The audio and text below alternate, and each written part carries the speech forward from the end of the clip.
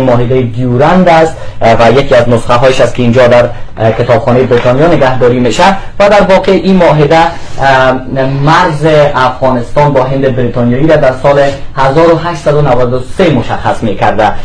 چگونه این سند اصلا به دست شما در کتابخانه بریتانیا رسید و چه وقت؟ همونطوری که اینجا در جلد این پرونده نوشته شده، این سند 22 ژانویه 1894 اینجا رسیده. فکر کنم معاهده یک ماه پیش از اون در ماه دسامبر 1893 امضا شده. راستش این سند خیلی سریع به اینجا رسیده. البته به دفتر هند کتابخانه فرستاده شده بود که اسناد مربوط به هند بریتانیایی اونجا نگهداری میشن. اونجا تقریبا به طول 15 کیلومتر سندهای مربوط به هند بریتانیایی نگهداری میشن. و گذشته از خود این سند آیا سخنرانی امیرم درج این سند است؟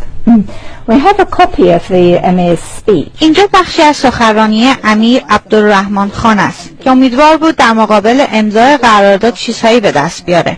اون خطاب به مردم میگه دیروز معاهده امضا شد. اکنون به شما اطلاع و هشدار میدم که بدون دوست ما بریتانیا هیچ کمکی وجود نخواهد داشت و شما از دستان این دوست دائمی نمیتوانید هیچ کمکی توقع داشته باشید. در حالی که الان شما کمک‌های در بخش ارتش، پول، اسلحه و مهمات دریافت خواهید کرد.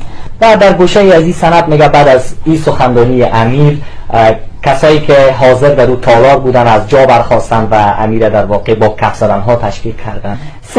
بعد از امضای معاهده اینجا در گوشه از روزنامه لندن که در تاریخ 2 ژانویه 1894 چاپ شده، عبدالرحمن خان امیر افغانستان به عنوان شوالیه افتخاری و فرمانده ارشد هند لقب داده شد.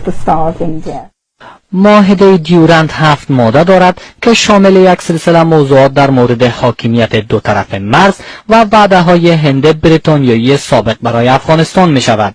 این معاهده یکی از دعواهای مهم حداقل در 30 سال گذشته بوده که همواره دولت مردان افغانستان و پاکستان را درگیر خود کرده. با اضافه این سند نقشه های منحصر به فرد از خط مرزی میان افغانستان و پاکستان